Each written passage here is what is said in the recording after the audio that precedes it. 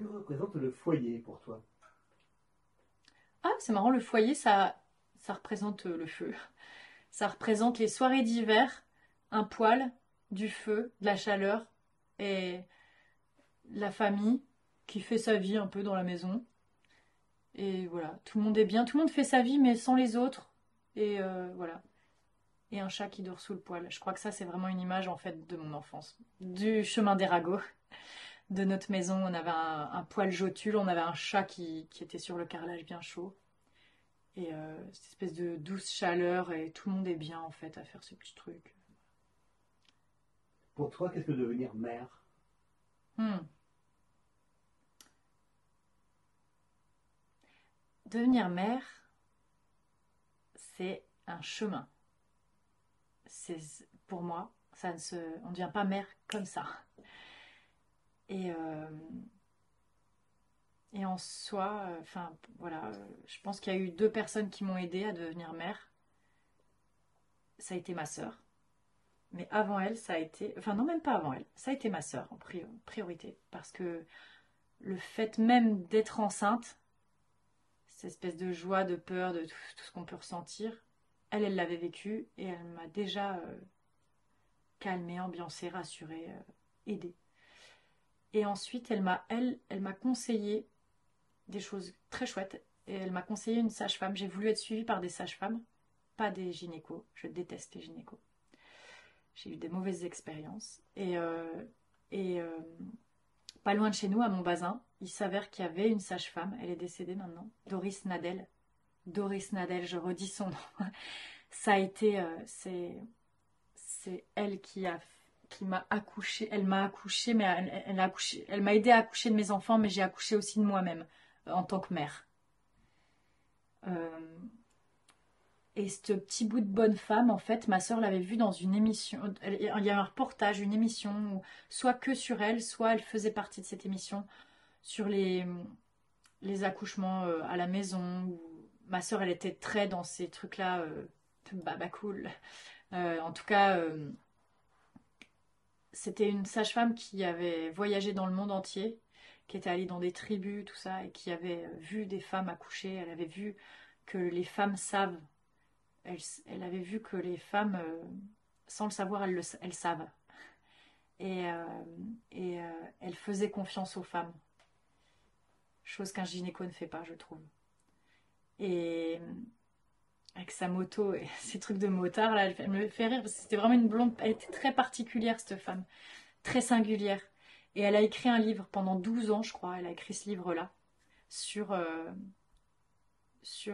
l'accouchement. Et elle a pris. D'ailleurs, je suis dans ce livre. Enfin, oui, si, je suis dans ce livre. Elle parle de comment j'ai accouché, mon premier accouchement. Et cette femme, en fait, je voulais, grâce au conseil de ma soeur, je voulais être suivie par la même femme pendant ma grossesse et le jour de l'accouchement et après l'accouchement.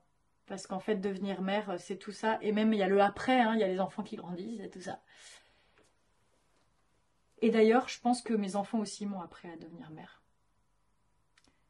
Je pense que, ouais, il y a tout ça. Et je ne le savais pas parce que je n'aimais pas, je n'avais aucun intérêt pour les enfants avant d'être mère. Mais aucun. J'ai pas été la gamine de 16 ans qui garde les petits. J'ai pas du tout. Un enfant n'avait aucun intérêt pour moi. Mais j'ai toujours su que je voulais des enfants. Et j'ai eu mes enfants à 26 ans et 28 ans. Et donc très proches. Et ça m'a fait peur un peu, parce que pour notre société, c'est jeune, même si c'est pas si jeune en vrai. Euh, et mon premier enfant, j'ai pas eu, moi, l'amour inconditionnel des mères quand j'ai accouché. Et on nous raconte pas tout, hein, on découvre beaucoup de choses, les femmes, quoi. On nous dit plein de choses très belles sur les accouchements. Mais en fait, il y a quand même la vérité, hein. Et moi, ma vérité, en tout cas, c'était que mon fils, j'ai accouché, il m'a grimpé dessus, ça je me souviens, c'était fou. Et après, ben, on ne savait pas quoi en faire, hein. On a galéré toute la nuit, on n'arrivait pas à le porter, il y avait le papa qui était là. Dès qu'on l'avait dans nos bras, il pleurait. Il y avait là une infirmière qui venait. Oh, c'est facile. il pleure plus. Elle nous le rend, 2 secondes après, il pleure. Bon. Et on était nuls. On savait pas faire, on savait pas le tenir, on savait pas. On savait pas. Et j'ai pas eu cet amour. Je sais pas, j'ai l'impression, ou bien c'est un mythe, mais que certaines femmes savent. Et moi, non. Et mon fils, je me souviens l'avoir regardé, avoir dit Léon, maintenant on va apprendre à se connaître. À la clinique. Et on a appris à se connaître. Et l'amour, il est arrivé euh, en le connaissant, en découvrant ce petit être, comment il était. Voilà, j'ai pas eu. Voilà. Et pour Jeanne, la deuxième, j'étais déjà maman. Donc c'est différent. Je savais déjà ma place en tant que maman. Que on va apprendre à se connaître, c'était aussi. Je vais apprendre à te connaître, mais moi je vais apprendre à me connaître en tant que mère. C'est les deux. On va voir ce que ça donne, tous les deux, tous les trois avec le père. Et voilà. Qu'est-ce que tu souhaiterais qu'ils retiennent de toi, tes enfants? J'aimerais être une super maman. Je suis, je pense, une super maman à leurs yeux. Malgré plein de choses, qu'on n'est pas super sur tous les trucs, mais j'aimerais qu'ils retiennent ma générosité, mon amour. Mais je crois que ça, ils peuvent pas passer à côté. Parce que même si au début, je savais pas, là, je suis vraiment une mère italienne. Hein, je les aime, je les aime, je les aime, je les aime. J'adore ce qu'ils sont.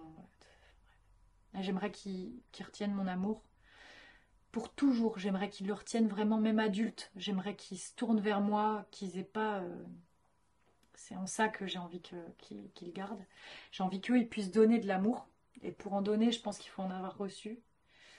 Et ouais, j'aimerais que ce soit. Ouais, ça. Et généreux, ma générosité. J'ai toujours envie. Ouais, envie de ça. Et le cadre.